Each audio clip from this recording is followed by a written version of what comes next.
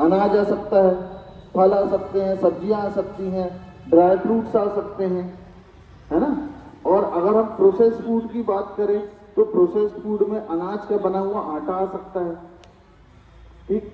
सब्जियों, जो फल हैं, सब्जियां हैं, उनसे बनी हुई पकी हुई सब्जियां आ सकती हैं, या फिर और भी चीज़ें जो कि हमारे प्रोसेसिंग में, जैसे मैगी हो गया, सूजी हो गया, ये सारी चीज़ें हमारे प्रोसेसिंग में आती हैं, ठीक। तो हमको क्या करना है, हमारे खाद्य पदार्थ को और हमारे प्रोसेसिंग प्रोडक्ट को, है ना, इन दोनों को आपको अलग अलग रखना है, एक साथ नहीं रखना है, थोड़ा सा दूरी बना के अलग करके रखेंगे।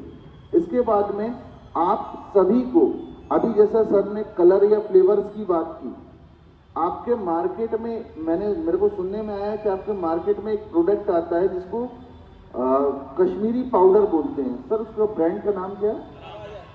राम राजा, महाराजा, सॉरी महाराजा, ठीक है। ये महाराजा जो कश्मीरी पाउडर है, आप में से बहुत से लोग या फिर आपके जो केटरिंग वाले होते हैं वो ये पाउडर मंगाते हैं कलर के लिए, ठीक है।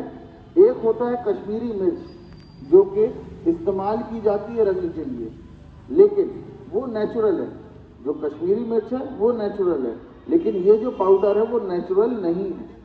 और आप इस पाउडर में देखेंगे FSSAI का कोई भी मार्का नहीं है, कोई भी लोगो नहीं है, और वो खाने योग्य नहीं है। इसी प्रकार से बहुत सारे ऐसे मार्केट में प्रोडक्ट्स आते हैं जो कि आप किराना व्यापारियों की दुकान में पाए जाते हैं, जिसमें से बहुत से ऐसे प्रोडक्ट होते हैं जो कि खाने योग्य नहीं है। तो आप सभी को कोशिश क्या करने हैं, ऐसे प्रोडक्ट्स का इस्तेमाल बंद कर दें या कम कर दें। और पहचानने के लिए बहुत आसान है, आप अपने पैकेट में पीछे पलटेंगे, देखेंगे तो FSSAI लिखा हुआ है। आप ये बैनर लगा हुआ देख रहे होंगे, बैनर में FSSAI का लोगो है या नहीं है? कितने लोग पहचान पा रहे हैं कि बैनर में FSSAI का लोगो? एक बार हाथ उठा के बता दीजिए।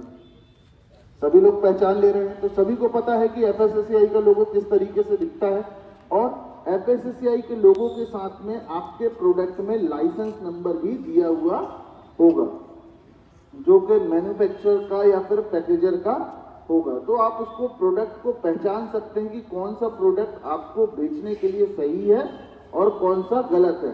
पहचान सकते हैं या नहीं पहचान सकते हैं? कितने लोग पहचान सकते हैं अब? और कितने लोग पहचान के सही प्रोडक्ट रखेंगे? बस, बाकी लोग नहीं रखेंगे तो देखिए, नहीं रखोगे तो कार्रवाई आपके ऊपर होगी, रखोगे तो आप बचोगे, ठीक है। इसके बाद में हम सभी को ध्यान में रखना है कि आप में से कोई भी व्यक्ति अपना जो भंडारण करते हैं डायरेक्ट जमीन पे या दीवार से टिका के नहीं करना है। हमको जमीन से कम 4 से 5 इंच ऊपर, दीवार से कम 4 से 5 इंच दूर रखना है, ठीक है।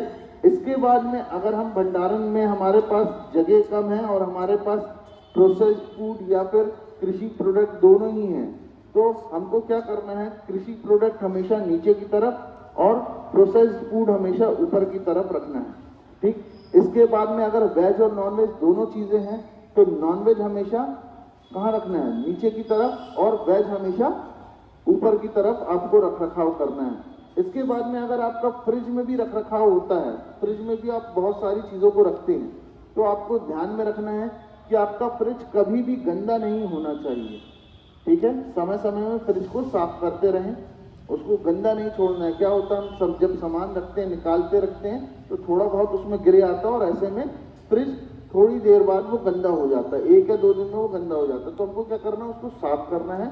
और साथ ही साथ में आप जो भी सामान फ्रिज में रखते हैं कभी भी खुला नहीं रखना है। सभी चीज़ें कैसी होनी चाहिए, पैक्ड होनी चाहिए, ढकी हुई होनी चाहिए। इसके बाद में हम सभी लोगों को ध्यान में रखना है, अगर आप फ्रिज में सामान रखते हैं तो अगर पका हुआ खाना, कच्चा सामान, दोनों चीज़ें हैं, तो सेम जैसे आपने दुकान में रखा है, पका हुआ खाना कहाँ, ऊपर की तरफ, कच्चा खाना कहाँ, नीचे की तरफ। वैसे ही वेज और नॉनवेज के लिए रहेगा, नॉनवेज नीचे की तरफ और वेज ऊपर की तरफ रखना है। कर सकते हैं, ठीक है। इसके बाद में